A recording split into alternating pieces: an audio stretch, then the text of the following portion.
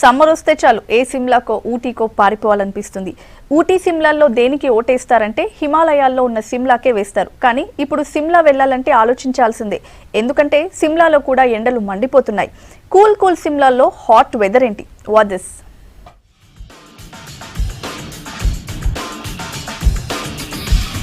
ఎప్పటిలాగే హిమాచల్ ప్రదేశ్ లోని సిమ్లాకు వేలాది మంది టూరిస్టులు వచ్చేశారు.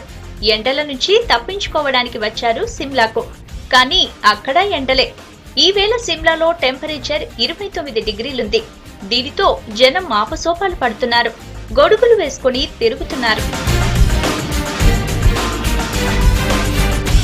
నల్లాల దగ్గర చల్లని నీళ్లు పట్టుకోవడానికి పోటీలు పడుతున్నారు. పదే పదే నీళ్లు తాగితే కానీ ఉండలేని పరిస్థితి ఉంది కూల్ ప్యారడైజ్ సిమ్లాలో.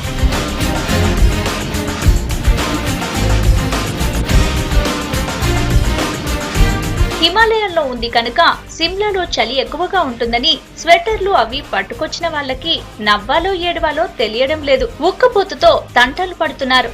सिमला ఎందుకొచ్చామా అని వాపోతున్నారు. इस सीजन का ये पहला गर्म दिन रहा है.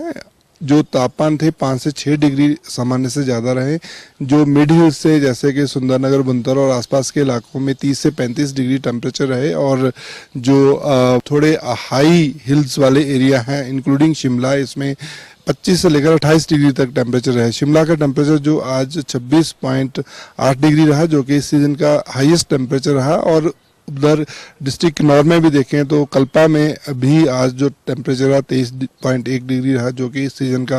एक्चुअली हम यहाँ आए थे घूमने के लिए कि वेदर अच्छा मिलेगा, ठंड होगी, लेकिन वहाँ पे वेदर और भी बुरा है. जैसे दिल्ली है वैसे ही सेम, वैसे ही हॉट है. హిమాలయాల్లో ఒళ్ళో కూడా హిమక్రిములు తినాల్సి వస్తుందని అనుకోలేదు. కానీ సిమ్లా సిటీలో ఎక్కడ చూసినా ఐస్ క్రీంలకు ఎక్కడ లేని గిరాకీ ఉంది. అంత వేడిగా ఉంది మరి.